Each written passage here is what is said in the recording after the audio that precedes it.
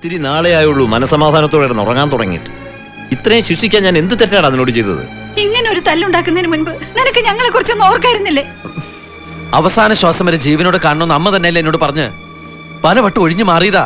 ചെയ്തു പോയി. ഇവൻ രണ്ട് മേടിച്ചിട്ടാ വരുന്നതെങ്കിൽ നിങ്ങൾ ഈ പറയുന്നതിനൊക്കെ അർത്ഥമുണ്ടായിരുന്നു. ഇവൻ രണ്ട് കൊടുത്തിട്ട് വരുമ്പോ മാലയിട്ട് വേണമായിരുന്നു സ്വീകരിക്കാൻ. പിന്നെ അടിയും പിടിയും ഒക്കെ ഞങ്ങൾ ക്ഷത്രിയന്മാരുടെ ജാതകത്തിലുള്ളതാ. ക്ഷത്രിയന്മാർക്ക് മാത്രം, മറ്റൊരു ജാതിക്കും. അച്ഛനാണെന്ന് ഓർക്കില്ല ഞാൻ. അയ്യോ, എന്തായി മാധവ? யாருக்கும் சீரியஸா இன்ஜுரிஸ் எல்லாம் ஒன்றும் இல்லை. ஆனால் அந்த சிவாவோட பேக்ரவுண்ட் அவ்வளோ சாதாரணமானது இல்லை. அவள் அப்பா பார்சாரதி பெரிய பொலிட்டிக்கல் கிங் மேக்கர். அவருக்கு மெட்ராஸில் எவ்வளவு இன்ஃப்ளூயன்ஸ் இருக்கு தெரியுமா? அவனுடைய பிரதர் திருநெல்வேலியில் கலெக்டர், இன்னொரு பிரதர் போலீஸ் சர்க்கிள் இன்ஸ்பெக்டர், ஒன்னா நம்பர் பொறுக்கி. அவருடைய தாய் மாமா ஒரு மினிஸ்டர். நம்ம தம்பி உயிரோட இருக்கணும்னா அவனை எங்கேயாவது போச்சுடுங்க ப்ளீஸ்.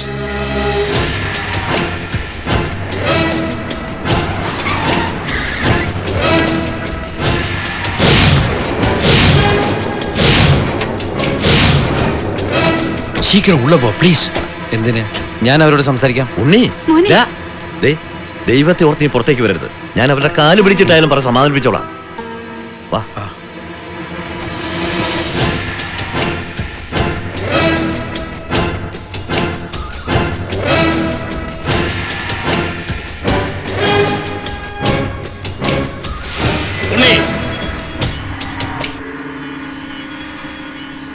ഇതാ ശത്രുവിന്റെ കഴുത്തു നോക്കി വെട്ട.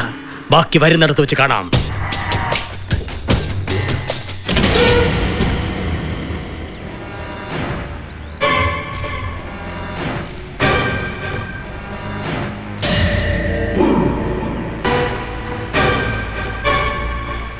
இவன் தானே சூர்யா? ஆமாப்பா, இவன் தான் சூர்யா. சார்,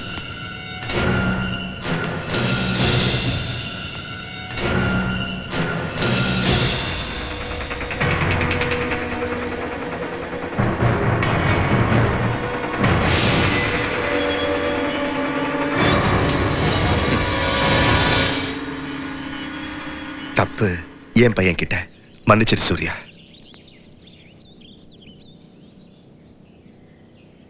டேய் அப்பா, மன்னிப்பு கேள்றா.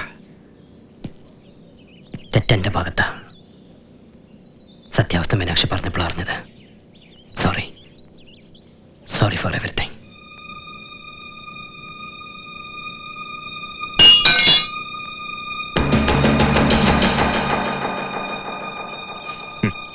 நீ ஆம்பளை, உன்னை எனக்கு ரொம்ப பிடிச்சு போச்சு. உங்க பையன் ரொம்ப நல்லவங்க. என் பொண்ணோட உயிரை காப்பாத்துற தேவன் தான். இப்படி ஒரு புள்ள பெற்றதுக்கு நீங்க ரொம்ப பெருமைப்படணும். പെറ്റത് അയാളല്ല, എന്റെ മോളാ. ഞങ്ങളുടെ നാട്ടിൽ പെണ്ണുങ്ങളാ പെറുന്നത്. பெரியவர் யாரு? ഐ എം ശ്രീമൂലം തിരുനാൾ ഈശ്വരവർമ്മ വലിയ കോയിത്തമ്പുരാൻ. ഇപ്പൊ രാജഭരണമാണെങ്കിൽ ഈ നാട് ഭരിക്കേണ്ട രാജാവാണ്. അല്ല, പറഞ്ഞു തീർന്നില്ല. അല്ലെങ്കിൽ പോട്ടെ.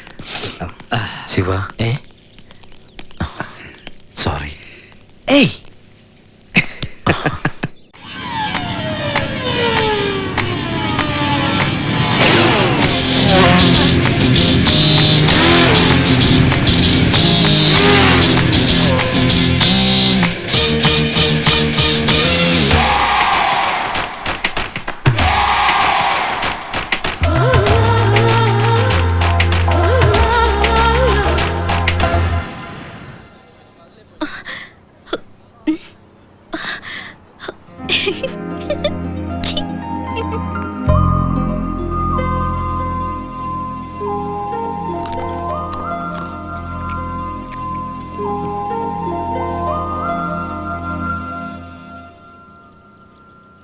நாங்க கேட்டதுக்கு நீங்க பதில் சொல்லலையே.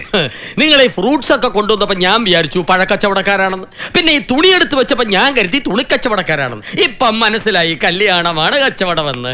അതിപ്പോ പെട്ടെന്ന് അവന്റെ കല്യാണം എന്നൊക്കെ പറയുമ്പോ திடீர்னு வேணும்னு யார் சொன்னது? டேட் ஃபிக்ஸ் பண்ணா போதுமே. അവൻ പഠിച്ചോണ്ടിരിക്കുകയല്ലേ. കല്യാണം കഴിഞ്ഞാലും പഠിക്കാമല്ലോ. എവിടെ കല്യാണം കഴിഞ്ഞൊന്നും പഠിപ്പ് നടക്കില്ല. ഫുൾ ടൈം ഹോംവർക്കും പ്രാക്ടിക്കലും ആയിരിക്കും. അല്ല, ഞാൻ ചോദിക്കുകയായിരുന്നു, സ്വന്തമായിട്ടൊരു വരുമാനമില്ലാതെ കല്യാണം കഴിഞ്ഞ് അവളെ കൊണ്ട് തെണ്ടു അമ്മേ എന്നും വിളിച്ച്.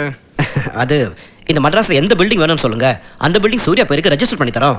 എന്തിനാ അതിന്റെ താഴെ ഇരുന്ന് തെണ്ടാനോ? இல்ல சூர்யாவுக்கு ஏதாவது பிசினஸ் பண்ணுமா, அதுக்கு ஏற்பாடு பண்றோம். എന്തിന് ബിസിനസ് നടത്തി പൊളിയാനോ? இல்லனா பையனுக்கு பாலிடிக்ஸ்ல இன்ட்ரெஸ்ட் இருக்கா, அடுத்த எலெக்ஷன்ல சீட் வாங்கி கொடுத்துடலாம். എന്തിന് ഇലക്ഷൻ എന്ന് തോക്കാനോ? மிண்டாரிக்கிட்ட எடுத்து சொல்லுங்கப்பா. എന്താ മേനോനെ ഫിക്സ് பண்ணலாம்ல? അത് അവനോട് ചോദിക്കാതെ என்ன மேனோனே, பசங்க 2 பேரும் இஷ்டப்படுறாங்க. சீக்கிரம் கல்யாணம் நடத்த வேண்டியது நம்ம பொறுப்பு தானே. கை கொடுங்க. அப்பா, சூர்யாப்பா. நாங்க பெரியவங்க எல்லாம் சேர்ந்து ஒரு முடிவு எடுத்திருக்கோம். எல்லாம் அப்பா சொல்லுவாரு. എന്താച്ചാ, എന്തിനാ അവര് വന്നേ? ഒരു പഴക്കട മുഴുവൻ കൊണ്ടുവന്ന് സ്വാധീനിച്ച് നിന്റെ കല്യാണം ഉറപ്പിച്ച ചടങ്ങാ കഴിഞ്ഞത്. കല്യാണം കഴിഞ്ഞാ പിന്നെ എല്ലാം തീർന്നു. കുതിച്ചു പായുന്ന പടക്കുതിരയെ പിടിച്ച് തൊഴുത്തിക്കെട്ടിയ അവസ്ഥയാവും. വെറുതെ മടമടാന്ന് ചാണകം ഇട്ടോണ്ട് നിൽക്കേണ്ടി വരും. എന്നോടൊരു വാക്ക് ചോദിക്കാതെ? നീയും ആ സാരഥിയുടെ മോളും ഇഷ്ടത്തിലാണെന്ന് പറഞ്ഞപ്പോ ഇഷ്ടത്തിലാന്നോ? ആര് പറഞ്ഞു? മേന്നെ ആ കുട്ടി വെറുതെ നുണ പറഞ്ഞതാണെങ്കിലോ? ആണെങ്കിലും അല്ലെങ്കിലും അതീ കുഴപ്പമില്ലാന്ന് തോന്നുന്നു. ഇത്രയും നല്ലൊരു ബന്ധം ഇനി നിന്റെ ജീവിതത്തിൽ കിട്ടിയെന്ന് വേണ്ട, കിട്ടണ്ട. അച്ഛൻ അറിയാവുന്നതല്ലേ എല്ലാം. എല്ലാവർക്കും എല്ലാം അറിയാവുന്നതല്ലേ. എന്നിട്ടും എന്തിനെങ്ങനെയൊക്കെ? മോനെ, നീ ഇപ്പോഴും പഴയതൊന്നും മറക്കാൻ എനിക്ക് കഴിയാഞ്ഞിട്ടാ. മോനെ, നീ ഇതെങ്ങോട്ടാ? എന്നെ ഇഷ്ടമെന്ന് പറഞ്ഞോളെ, എനിക്കൊന്ന് കാണണം.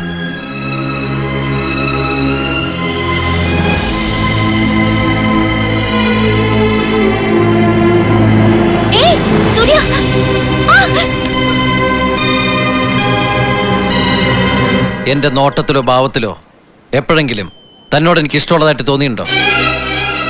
പിന്നെന്തിനാണ് താൻ തന്റെ വീട്ടുകാരെന്റെ വീട്ടിലേക്ക് അയച്ചത്?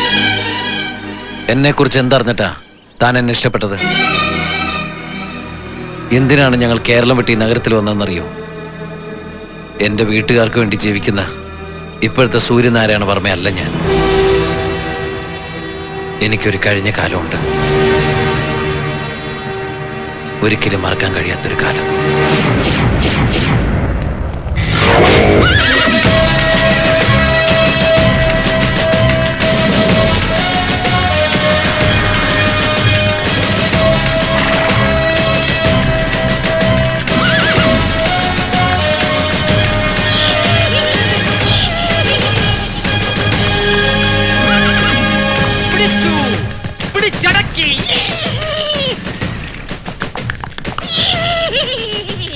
മുത്തശ്ശ, എന്റെ കൊച്ചുമോൻ മലബാറും പിടിച്ചടക്കി. അവരിനി മഹാരാജാവല്ല, ചക്രവർത്തിയാ, ചക്രവർത്തി.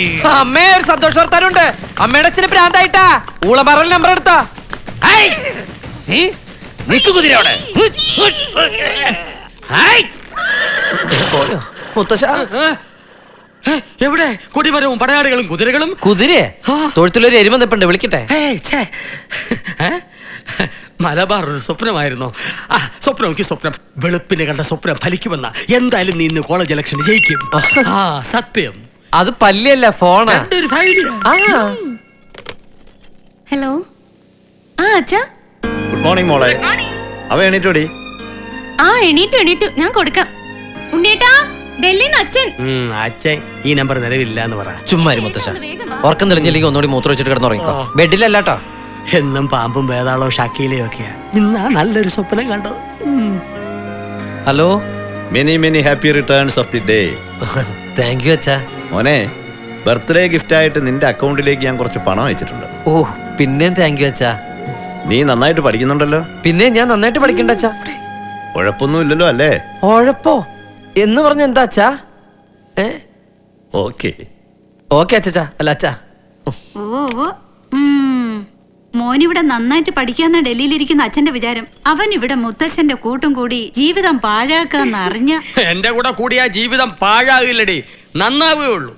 ഇവന്റെ എല്ലാ ഉയർച്ചയുടെ ഉറവിടം ഞാനാണെന്ന് ഒരിക്കൽ നീയൊക്കെ പറയും. അതുവരെ മുത്തച്ഛൻ ജീവിച്ചിരിക്കുവോ? അറം പറ്റുന്ന വാക്കൊന്നും പറയാടി.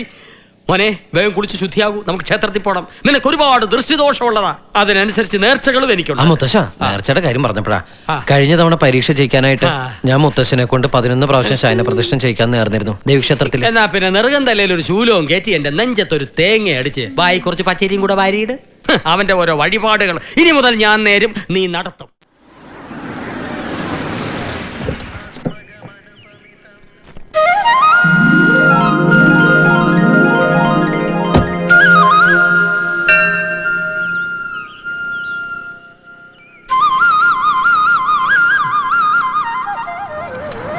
ദൈവമേ ബ്രേക്ക് കാണാനില്ല. ചവിട്ടിപ്പറിച്ചെടുക്കരുത്, ഞാനിതൊന്ന് കൊണ്ട് നടന്നോട്ടെ. മുത്തശ്ശൻ പോയി വഴിപാടിന് ചീട്ടെടുത്തിട്ടോ, ആ. ഞാൻ ഇവനെ തളച്ചിട്ട് വരാം. ഏഹ്? കാറിനെ ആ, ഞാൻ വിചാരിച്ചു ആനയാണെന്ന്. ഭഗവാനെ. ആ, എന്റെ അമ്മോ ഒട്ടുക്കത്തെ ക്യൂ.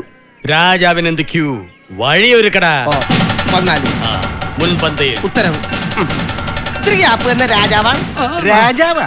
ഏത് രാജ്യത്തെ? കൊച്ചി രാജ്യത്തെ. ഞങ്ങൾ ഇവിടുത്തെ രാജാക്കന്മാരാണ്. പോയി ക്യൂവിന്റെ അവസാനം നിൽക്ക്. ഇതാണ് ജനാധിപത്യം വന്നതിന്റെ കുഴപ്പം. രാജഭരണമായിരുന്നെങ്കിൽ എന്റെ ദർശനവും 3 വെടിയും കഴിഞ്ഞ് ഇവറ്റകളെ ക്ഷേത്ര പരിസരത്ത് അടുപ്പിക്കൂ. ക്യൂവിൽ നിൽക്കാൻ എന്റെ പട്ടി നിൽക്കും. ദേ, എന്നോട് പറയരുത്. ക്യൂ എനിക്ക് അലർജിയാണ്. തലയുറ്റി വീഴും. കഷ്ടം. കഷ്ടോ. മാറി നിൽക്കടാ. സഹോദര, നിങ്ങളോടല്ലേ പറഞ്ഞ പുറകെ പോയി നിൽക്കാൻ? സഹോദരി,